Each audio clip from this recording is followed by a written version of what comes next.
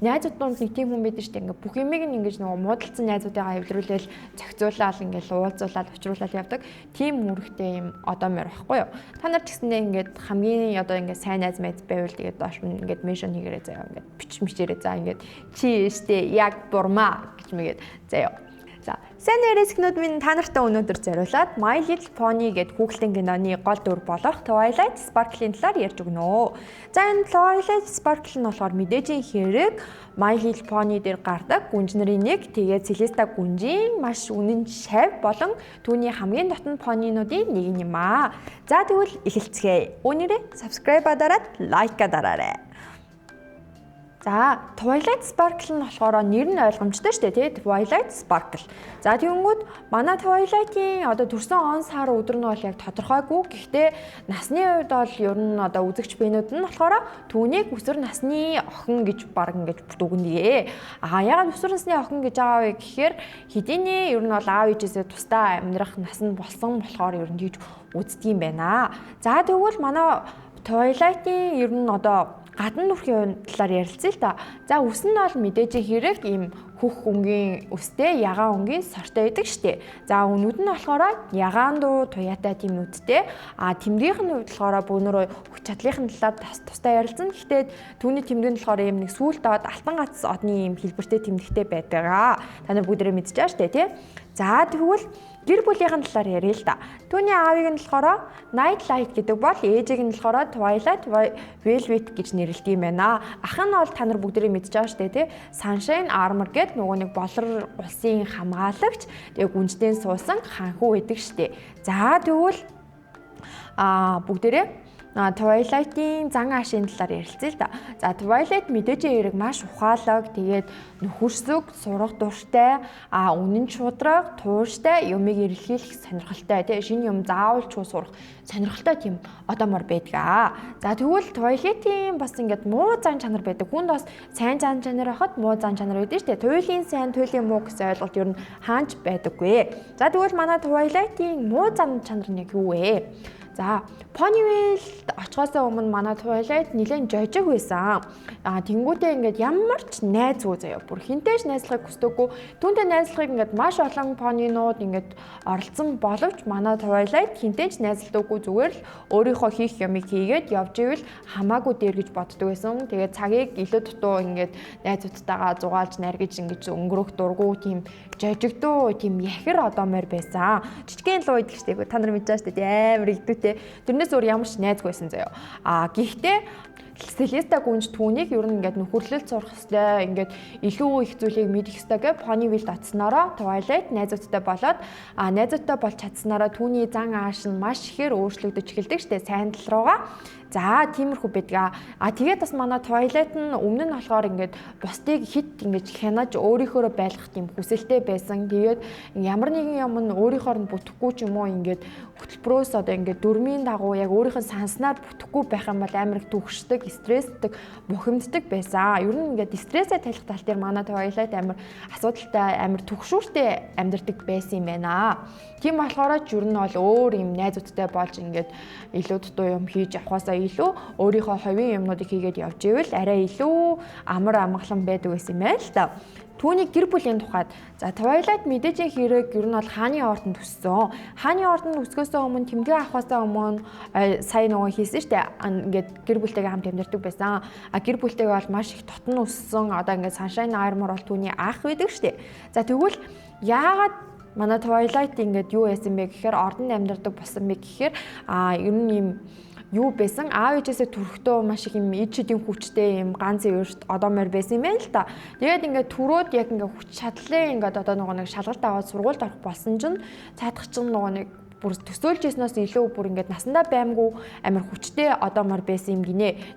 Тэгэнгүүт Celesta гүнж гэд яг ингээд нөгөө нэг Twilight-ыг ийм хүч чадалтай юм чинь энэ хүч чадлаа илүү ингээд сайн зүйлс чиглүүлээд удирдах чадчих юм бол маш сайн тийм чиглүүлэгч хүчтэй юм одоомор гарч ирнэ гэж үзээд Twilight-ыг өөрийнхөө шав болгоод ингээ өөрийнхөө хажууд аваад тэгээд ингээ баг багаар ингээ дижидийн сургаад ингээ өөрийнх нь хүч чадлыг ингээ хянахад ингээ сургаж эхэлсэн юм байна. За манай Twilight ч гэсэндээ маш сайн хичээнгүй шав байсан. Тэгээд үнэхээр хичээнгүй байсан болохоор Эрдэм номынхоо үйл ажиллагаанд маш сайн хичээнгүйлэн хамрагдаж маш ухаантай одоо морь болон өсөж исэн. Гэхдээ мэдээж эерэг өмнө нь хэлсэнчлэн Twilight маань маш жожиг ингээд дандаа л хичээлээ хийгээд номын цагаан цолиотой байсан болохоро ингээд нэг ч найзтай болж чадаагүйгээсээ болоод ингээд одоо сурах үйл явц нь жоохон хязгаарлагдаад ингээд нийгэмшилт айгу муутай одоо мөр болоодсэн юм байна л да. Одоо гэр бүлийн харилцааны гэвэл тийм. Тэгээ ер нь гэрийнхэн тагаал харьцдаг, ийдэг, найрсаг ч гэсэндээ өөр бусад им понинуудтай ер нь хайрцах дурггүй тийм одоо морьсан. Гэхдээ тэр болохоор ахтайгаа маш дотн уссан. Тэгээ бас ахыхаа эхнэр болох нөгөө нэг болор ертөнцийн гүнжтэй маш дотн ингэж бага бахаасаа ингэж тоглодог юм амар тийм найрсаг юм харилцаатай бас байдаг байсан юм байна. Понигийн ертөнцид заяа ингээд Twilight нь яг ингээд одоо Ponyville очих үеийн шалтгаан гэдэг жаан заяа. Ерөнхийдөө болохоор энэ Twilight чинь яагаад утсан бэ гэхээр хамгийн анх болохоор юм нарны баяр гэдэг юм нэг баяр болдог штеп хүүхэлдэйн кинон дээр тэр баярыг ингээд зохион байгуулах гэж очсон. Тэр баяр нь болохоор ингээд ер нь юм Ponyгийн ертөнцид хамгийн том баяруудын нэг нь яагаад гэхээр энэ нь болохоор нарны баярын Celesta гүнжийн хэр их хэрэг мэдлэлтэй ер нь хүч чадалтай сүр хүчтэй гэдгийг нь тодтогдог тийм баяр байдаг. Тэгэнгүүтээ энэ чинь болохоор нарны баяр нөгөө нэг Celesta гүнж, Luna гүнжтэй дайдаад ялсан баяр байхгүй юу. Тэгээд тэр тийм баяр болохоор ингээд тэмдэглэдэг. Тэгээд ер нь бол ингээд Celesta гүнжийн эрх мэдлийг илүү нөгөө нэг сайн тодтогохын тулд ингээд хийдэг юм баяр байдаг гэсэн байхгүй юу. Тэгээд энэ баярыг манай Ponyville хотод очоод маш юм өргөн дийлгээр зохион байгуулалттай цар хүрээтэйгээр тэмдэглэх гэж манай хөөрхөн Twilight маань оцсон юм байна. Очих үедээ болохоор Twilight маань ер нь бол баяраа хийн, ажиллаа хийн гэсэн зорилготой байсан ч гэсэндээ ганцаараа энэ бүх зүйлийг хийж чадахгүй байна гэдгийг ойлгосон. Тэгээ ганцаараа хийж чадахгүй болохоор найзуудтай ингээ хамтрах хүмүүстэй байх хэрэгтэй гэдгийг ойлгоод найзуудтай болж эхэлсэн. Applejack-тэй хамгийн эхлээд нэг очихт нь Applejack ингээ тусаад авдаг штеп. Тэгээд Applejack-тэй найзлаад Rainbow Dash, Pinkie Pie гэл ингээл Rarity, Fluttershy-тай ингээ найзлаад энэ нөхөрлөл гэдэг чинь ямар гоё юм бэ гэдгийг ойлгоод Ponyville хотод үлдснийхаа дараагаар манай Twilight чинь ингээд маш хурдцсан ингээд нөгөө нөхөрлийн ид шийдийг сураад ингээд зан чанар нь ч гэсэндээ өөрчлөгдөөд илүү хүчрхэг болж эхэлсэн гэж нөгөө нэг хүүхэлдэйн кинон дээр харуулдаг штеп. За тэгэнгүүт манай Twilight-ийн хоббиний талаар ярил л да.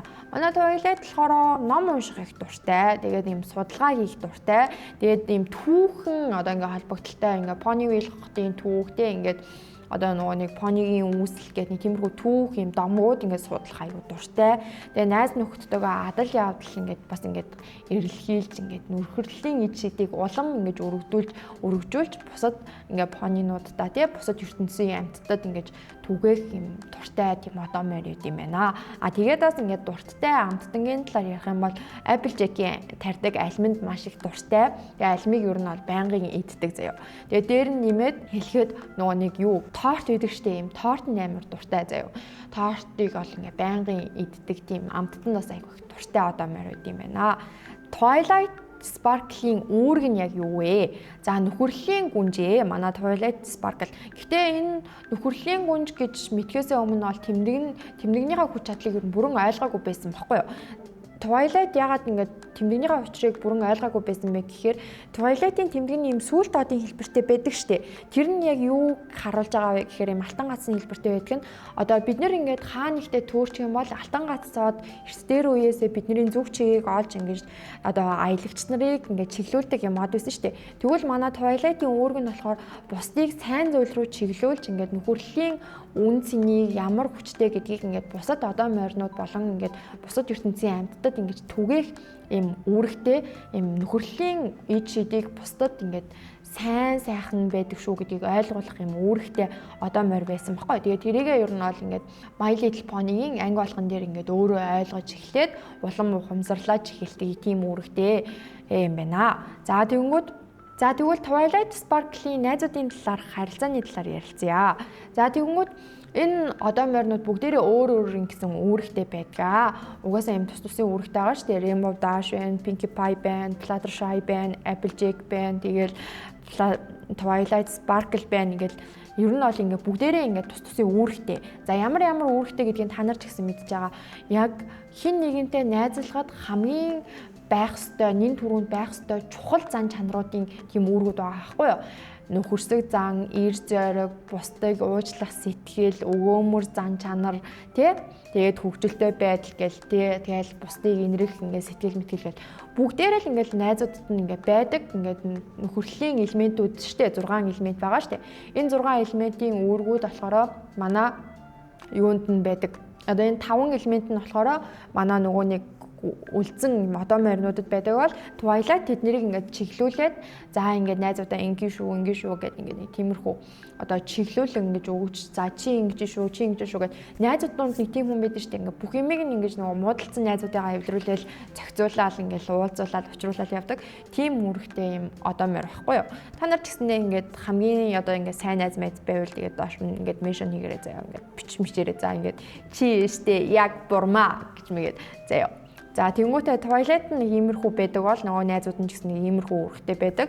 Тэгээд нөхөрлөлийн хүчийг ингээд ашиглаж тэднэр ер нь бол ингээд одоо энэ хотоо Ponyville хотоо болон одоо ингээд Celesta гүнжин амьдардаг Canterlot ордон гэдэг ер нь Ponyгийн ертөнцийг ингээд хамгаалж илүү ингээд аюулгүй газар ингээд амар тайван амьдрах газрыг бүрдүүлж чаддгаа л гэсэн үг ээ. За ер нь тэнгууд энд хамгийн хүчрхэг пони энд ямар пони вэ гэдэг талаар ярилцъя. За мэдээж ойлгомжтой. Хамгийн хүчтэй пони болохоор Equestria хотын 2 гүнж болох Luna тэгээ нөгөөх нь болохоор Celesta. Luna Celesta 2 гүнж маань бол маш хүчрхэг тийм гүнжнүүд байдаг. Энэ 2 гүнж Twilight-ийг шавья гэж боддог. Ер нь бол Celesta гүнжийн шавь шүү дээ. Тэгээд за Celesta гүнжийн шавь болохоор ер нь бол бусад хүмүүс ч гэсэн фэнүүд нь үзэгчд ингээд Celesta-гийн өв заалгамжлагч бол Twilight Sparkle гэж бодд юм байна. За ер нь бол миний хувьд бол Twilight Sparkle болохоор Equestria хотын хамгийн том гүнж болно гэж би ер нь бас хувьдаа бодож явдаг юм аа. За тэрийгээ ч нуулгүй та нартай хэлье. Twilight-ийн тэгвэл ингээд одоо хайр сэтгэлийн талаар ярилцъя л та. Ингээд одоо манай Pinkie Pie ч гэсэндээ ингээд ирээдүйд ингээд найзлуутай болоод ингээд хүүхдтэй болоод одоо ингээд хөөрхөн юм гараад ирсэн ингээд бас ингээд зарим ингээд хүүхлэн киноны бүлгүүд дээр ингээд харагддаг шүү дээ. За тэгвэл бүгдээрээ энэ одоо хайр сэтгэлийн талаар ярилцъя. Twilight Sparkle. За энэ Twilight Sparkle чинь болохоор Flash Centric гэдэг нэг юм одоо Pony ингээд хамгийн анхны учирлаараа сайн болсон байдаг юм байна. За тэгвэл энэ хоёр яг ингээд цувралын ер нь бол төгсгөл хэсэгт ингээд харагдаж эхэлт юм байна. За тэгээд манай энэ Flash Centric болохоор Canterlot-ийн гэрэлт багийн гишүүн юм байна. Им ер нь бол спортын одоо мэр гэж хэлж болно л доо. Та нар ер нь тэгж ойлгож байгаа зү тий. Им гэрэлт баг гэдэг ер нь юм хамгаалагч нар байдаг штэ. Тэр хамгаалагч нарын нэг юм цэрэг гэх юм уу? Тим Pony байдаг. За тэгвэл тэдний харилцаа эхэндээ болохоор юм ээлдэг те бүрэн утгаараа хөгжихгүй ингээд нэг тийм байсан ч гэсэндээ манай Twilight ингээд одоо ингээд анги олгоныхоо хойнонд ч юм уу те ингээд би энд хайртай байна гэдгийг ер нь жоохон ойлгож эхэлсэн түүхтэй байд юм байна. За тэгвэл манай Twilight-ийн бас нэг сайн найз байгаа шүү дээ. Бүгдээ ингээд нөхөрлөлтэй Twilight те My Little Pony ярьж байгаа юм. Тэр дүрийг бол хаяхгүй байж болохгүй дүр байгаа. Тэр нь хэм бэ гэхээр миний хамгийн дуртай дүр заяа. Тэр бол Spike Twilight хоёрын харилцааны талаар ярилцъя. Twilight бол Spark-ийн бараг ээж нь эгч нь гэж хэлж болно заяа. Яагаад гэхээр ингээд Twilight чинь ингээд Spike-ийг юм өндөг байх үед нь асарч халамжилж эхэлсэн. Тэгээд ингээд том ингээд мэдээж энэ луу болно.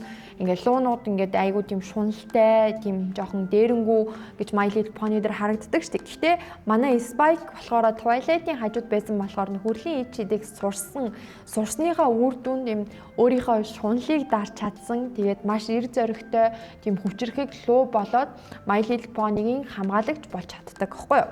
За Spike штэ ер нь бол Twilight-ийг найзаа хамгийн сайн найзаа бас ээжээ ихчээгээ гэж боддог тийм дүр бахна штэ. За нэг тиймэрхүү байх нь штэ Spike Twilight хоёрын харилцаа. За бүгдээрээ нэг иймэрхүү үйл явдалтай байсан юм байна. Spike Twilight хоёрын ингээд харилцаа тий ингээд Spike-ийн талаар ингээд жоохон бас мэдээлэл өргөлөө штэ. Одоо тэгвэл бүгдээрээ My Little Pony-гийн хотлоор ярилцъя. Үндсэн Google тангийнхаа талаар мэдээлэл аваад тэгээд өндөрлөе. Үүнээрээ лайка дараад subscribe байгаарай. Түүхэн хөгжил My Little Pony-гийн түүхэн хөгжил заяа. За энэ нь 1980-ад оноос үүсэлтэй. За 1980-ад он гэхээр чи ер нь бол айгүй эрт үеэгааз бидний ингээд бодож байгаагаар гэхдээ 1980 оноос онд ингээд хийгдчихсэн юм чинь яагаад ингээд сүүл рүүгээ тий бүр ингээд 2010-аад оны үеэс эхэлж ингээд ирчээ авсан бэ гэдэг талаар нь ярьж үзье. 1980 онд болохоор энэ болохоор тоглоомын брэндээр эхэлж исэн юм байна. Энэ нь ингээд дамжиж явсаар хагаад энэ сүүлдээ Friendship is Magic буюу одоо ингээд хамгийн алдартай ийм цувралууд ингэж болж гарч эхэлсэн юм байна. За тэгвэл дөрүүдийн гүн гүнзгий утга заяа.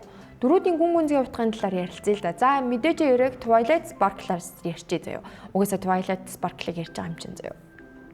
Өөрийгөө хөгжүүлэхийг хүсдэг тийм дүр байдаг. Тэгээд одоо ингээд нэг илүү их юм мэдэж авч тэг ингээд бусдыг чиглүүлэх хэрэгтэй заяа. За тэгвэл Pinkie Pie гэж нэг дүр байгаа. Pinkie Pie-ийн талаар бас би та нар сонирхолтой баримт хүргэе заяа. Дундуур нь Pink гэж.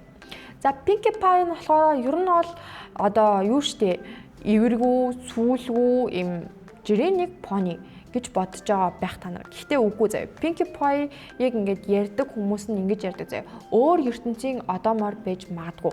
Тэгээ энэ Pinkie Pie нь яг л ганц ертөнүүдтэй адилхан хэмжээний тийм их хүч чадалтай заяа. Ингээ ер нь бол ингээд Applejack-ээс илүү хүчтэй заяа. Амар хүчтэй ингээд юу ч байсан юм сэтгэлийн хүч болон хүрлийн хүчээр ингэж өргөж чаддаг тийм эр зоригтой. Тэгээ бас Pinkie Pie нь юм зүн совинтай заяа. Ингээд хаанаас тийм аюул ирэх чинь юу болох чинь ингээд бүх юмыг ингэж мэдэрдэг юм талдын зүн совинтай зүн бэлэгтэй тийм одоомор байд юм байна. За та нар ч гэсэн ер нь бол ингээд бусад ангиуд ингээд санаж байгаа сте тий ингээд Pinkie-гийн мэдрэмж гэл тэнгууд нөгөө Pinkie ингээд хаанаас юу ямар аюул ирэх гэж байгааг мэдрээл тэнгууд нөгөө нэг Twilight болохоор ийм юм байдаггүй ингээд нэг тэр хоёрын дунд нэг юм жоохон beef ингээд үүсдэг штэ асуудал үүсдэг. Тэгээд тэгсэн чинь Pinkie үгүй би байдаг гэл нэг тэнгууд Twilight Sparkle яг ингээд юу эд юм бэ гэл ингээд үзэнгүүд одоо ингээд Pinkie-гийн зүг болоод тэр ангин дуустдаг штэ. Twilight Sparkle тэр үед яг ингээд юм болгон яг ингээд миний итгэж байгаа шиг байдаггүй юм байна. Тэ ингээд өөр бас өмсгөөс харж олт юм байна гэдгийг нэг ойлгодог ангиуд штэ. Яг тэрэн шиг л нэг тиймэрхүү манай Pinkie Pie-ны тийм гүн гүнзгий утгатай дүр үед юм байна. За одоо энэ манай Google ангинаг ярьж байгаа шүү дээ. Тэнгүүд одоо ийм фенүүдийн онол таамаглалууд байдаг. За зарим хүмүүс энэ Equestria-гийн ертөнцийг илүү гүн гүнзгий утгатай гэж үздэг. Мөн дөрүүд нь бодит амьдрал зан чанарын төсөөлөл гэж мэтэр ингээд үздэг юм байна. Одоо ингээд жишээлбэл ингээд та нар ч гэсэндээ сонсч байсан бах ингээд энэ дөрүүд нь яг ингээд нэг ангид байсан 6 охин байсан үхсэн. Тэгээ үхэл нь болохоор ингээд тусдаа ингээд үхсэн ч гэсэндээ ингээд яг нэг ангид явдаг байсан тийм 6 охины талаар тэгээд ингээд Деважинд очиж жагаад амьдрал нэг иймэрхүү болсон гэж нэг юм гараад идэг штэ. Тэрнтэй яг ер нь адилхан тиймэрхүү юм янз бүрийн юм түүхүүд байдгаа. Гэтэ энийг бас яриад яах вэ гэж бодож юм гоё гэгээлэг юм. За манай My Little Pony-гийн энэ нөгөө Google-ын кинонд нь бас юм олон янзын юм сэжүүрүүд юм цуглуулагдсан байт юм байна л да. Одоо юм одоо жишээлбэл юм Toy Story дээр гэхэд л бусад одоо ингээд нөгөө нэг үлгэрийн ингээд одоо Google-ын киноны баатрууд нь зарим юун дээр ингээд ангиуд дээр ингээд өөр ингээд Google-ын кинонууд дээр ингээд гарсан байдаг шүү дээ. Яг тэрэн шиг манай My Little Pony дээр ч гэсэндээ яг нэг тиймэрхүү жоохон нууцлаг юм шиг сэжүүрүүд байдаг. Эсвэл ингээд жоохон ирээдүйд болсон одоо ингээд юмнуудаа ингээд таамаглах тиймэрхүү ангиуд ингээд байдаг. За тэднэрийн талаар бас тусдаа юм бичлэг оруулж болно. Тэрийг оруулмаар байх юм бол энэ бичлэгийг мэдээж хэрэг лайкийн нэгсгэн, subscribe-ийн нэгсгэн ойлгомжтой шүү дээ. Шинэ YouTube сувг нэгсэн байгаа шүү дээ. Рискнүүд минь мэдээд тий. Тийм болохоор маш эрчтэйгээр бүгдээрээ эрчийг авч хурдхан шиг 10k хүрэх хэрэгтэй. Тийм болохоор та нар энэ бичлэгийг би ингээд амар сайн явах юм бол энэ нууцлаг сэжүүрийн талаар ярьж өгөн заяа. Та нар эрсдээ сайн бүртгүүлээд лайкаа сайн дараад subscribe-а сайн хийх хэрэгтэй. Байх нь шүү дээ. За тэнгүүд за My Little Pony-гийн соёлд үзүүлэх нөлөөний талаар ярилцъя. За энэ цуврал нь болохоор зөвхөн хүүхдүүдэд бус насанд хүрэгчдэд хүртэл ингээд үзэх дуртай цувралуудын нэг нь бол чадсан. Тэгээ ингээд насанд хүрэгчдэд хүртэл үзээд ингээд найзуудтайгаа ингээд удаан уулзаагүй найзуудтайгаа уулзаад ингээд хамтдаа цагийг өнгөрөөх ёстой юм байна. Нөхөрлөл гэдэг ямар үн цэнтэй нандин зүйл байд юм байна гэдгийг ойлгоод гэр бүлийн дулаан уур амьсгалыг бүрдүүлж чаддаг тийм цуврал юм байна. Насанд хүрэгчд ч гэсэндээ үзээд уйддаггүй л гэсэн үг баггүй юу? За тэгвэл за би яг энэнгээрээ юу гэж хэлэх гээд байна гэхээр манайхан миний бичлэгийг үзэж байгаа хүмүүс яг энэ үгийг амар сайн анхаарч аваарай заяа. За юу вэ гэхээр нэгдүгээрт та нар хизээч ингээд сайн найзыг хайх хэрэггүй. Зүгээр өөртөө маш сайн найз байж сурах хэрэгтэй эхний ээлжинд заяа.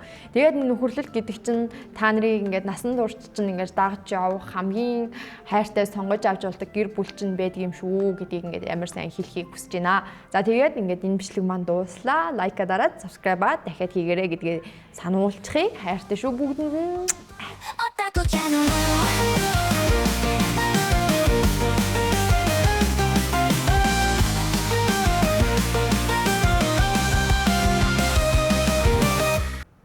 Хүүхэлдэйн киноныхоо хэсгүүдийг яриад өндөрлөе.